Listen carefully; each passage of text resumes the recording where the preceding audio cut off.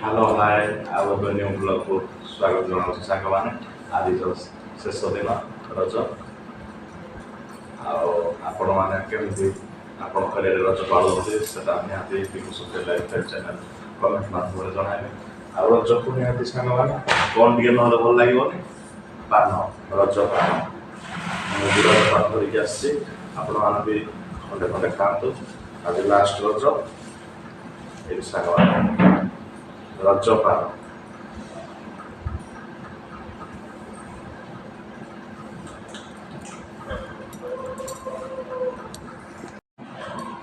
ପାନ ସାଙ୍ଗମାନେ ଖଣ୍ଡେ ଖାଇଦେବି। ଆଜିର ଆମର 3 ଦିନ ରଜ ହୁଏ, ଆଜି ଲାଷ୍ଟ ରଜ। ରଜକୁ ବି କୁଆଡ଼େ ବାହାରକୁ କିଛି ଯାଇନଥିଲା, ଏ ବର୍ଷ କୁଆଡ଼େ କିଛି ଯାଇ ହେଲା ନାହିଁ, ଘରେ ଏମିତି ଅଛି। 16 ବର୍ଷ ଟିକେ ମୁଁ ରଜ ଆଡ଼େ ରଜକୁ ଟିକେ ବୁଲାବୁଲି କରିବାକୁ ଯାଏ, ବର୍ଷ ଟୋଟାଲ କିଛି କୁଆଡ଼େ ଯାଇନି। ଏଇ ଆମ ଏରିଆରେ ମୁଁ ରଜ ପାଳିଛି। ଆଉ ଆପଣଙ୍କ ଏରିଆରେ କେମିତି ଆଉ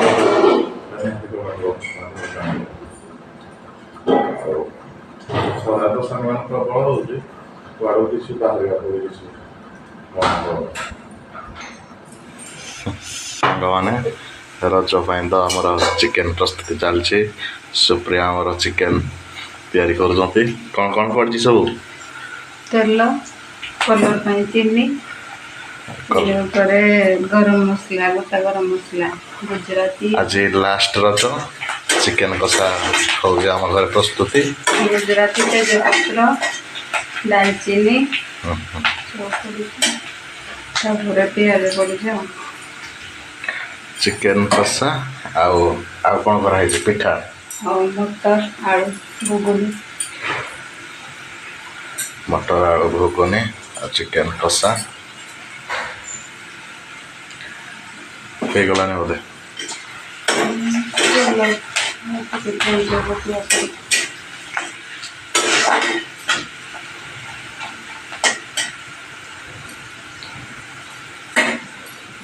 ପିଆଜ ବି ବ୍ରାଉନ୍ କଲର୍ ଆସିଗଲାଣି ଭାରି।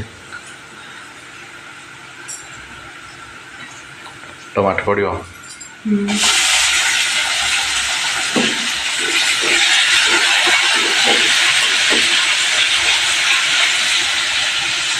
ଏକରେ ପିଠା ସଜା ହେଇନା ଥୁଆ ହେଇଛି ଆଉ।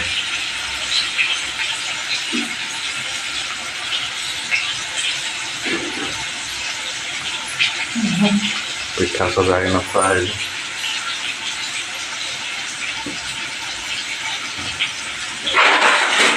ଏଠି ସାଙ୍ଗମାନେ ଚିକେନ ଥୁଆ ହେଇଛି ଏଠି। ଆଉ ପିଠାଟା ବି ଦେଖେଇଦେବା। ଇଏ ଆମର ପିଠା ପ୍ରସ୍ତୁତି ହେଇସାରିଛି। ଇଏ ମା କୋଉ ପିଠା କୁହାଯାଏ? ମୁଆଁ ପିଠା। ଇଏ ଖାଲି ପାଣିରେ ସିଝା ହେଇ କରାହେଇଛି ଆଉ। ଇଏ ଆଳୁ ମଟର ତରକାରୀ।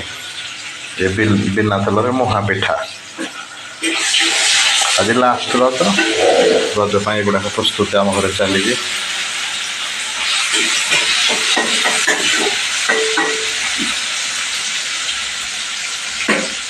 ପକ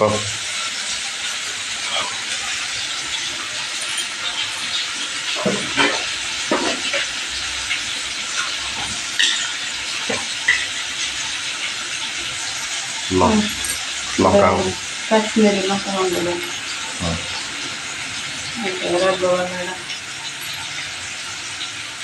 ଇଏ କାଶ୍ମୀର ଚିଲି, ସେ ପ୍ଲେନ୍ ଲଙ୍କା ଗୁଣ୍ଡ, ହଳଦୀ।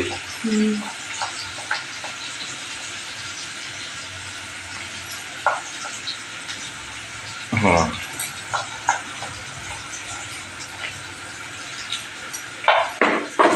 ହେଇଗଲାଣି।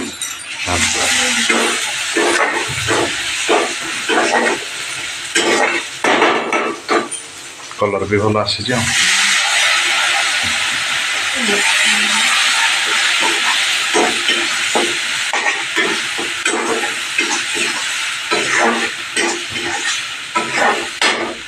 ପାଣି ଟିକେ ଅଳ୍ପ ପାଣି, ଗରମ ବି ପ୍ରବଳ।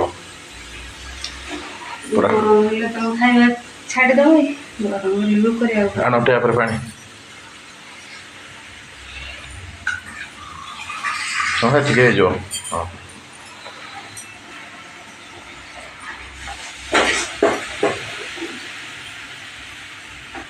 ହୁଁ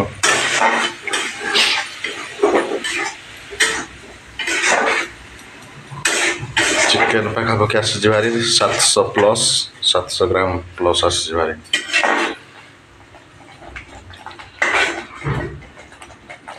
ଆଳୁ ପକେଇବନି? ନାହିଁ ନା। ଲୁଣ ହଁ ସେଇଟା ଲୁଣ ଟିକେ ଦେଇଦିଅ। ସ୍ୱାଦ ଅନୁସାରେ। ହଁ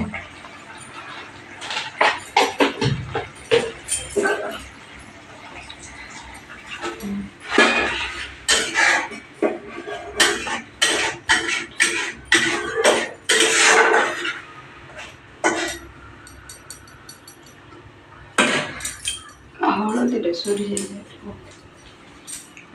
ଦେଖନ୍ତୁ ସାଙ୍ଗମାନେ ମୁହା ପିଠା ବି ପ୍ରସ୍ତୁତ ହେଇଯାଇଛି। ଗୋଲ ଗୋଲ ପୁରା। ସେଇ ପିଠାଟା ଟିକେ କୁର ବାହାରି ପଡ଼ିଛି ଅଧିକା ଆଉ। ପକା ହଳଦୀ ସେତିକି ହେଲେ ହବ ଆହୁରି ହେଇଯିବ।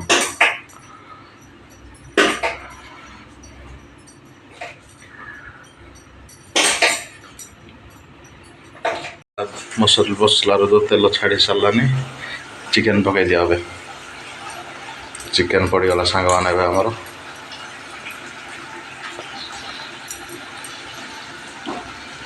କଷ ଧୋଇ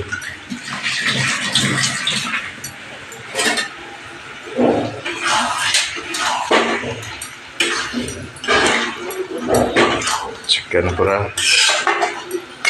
ଆଉ 10 ମିନିଟ୍ କି 15 ମିନିଟ୍ ହେଇଗଲେ ହେଲା ଆଉ ଚିକେନ୍ ରେଡ଼ି ହେଇଯିବ। କଲର୍ ବି ଠିକ୍ ଆସିଛି।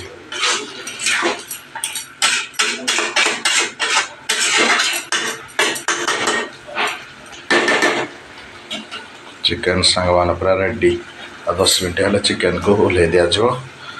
ପୁରା ରେଡ଼ି। ଆଉ 10 ମିନିଟ୍ ହେଲେ ତ ଟୋଟାଲ୍ ହେଇଯିବ ଆଉ। କଷି ହେଇଯାଉ। ହଁ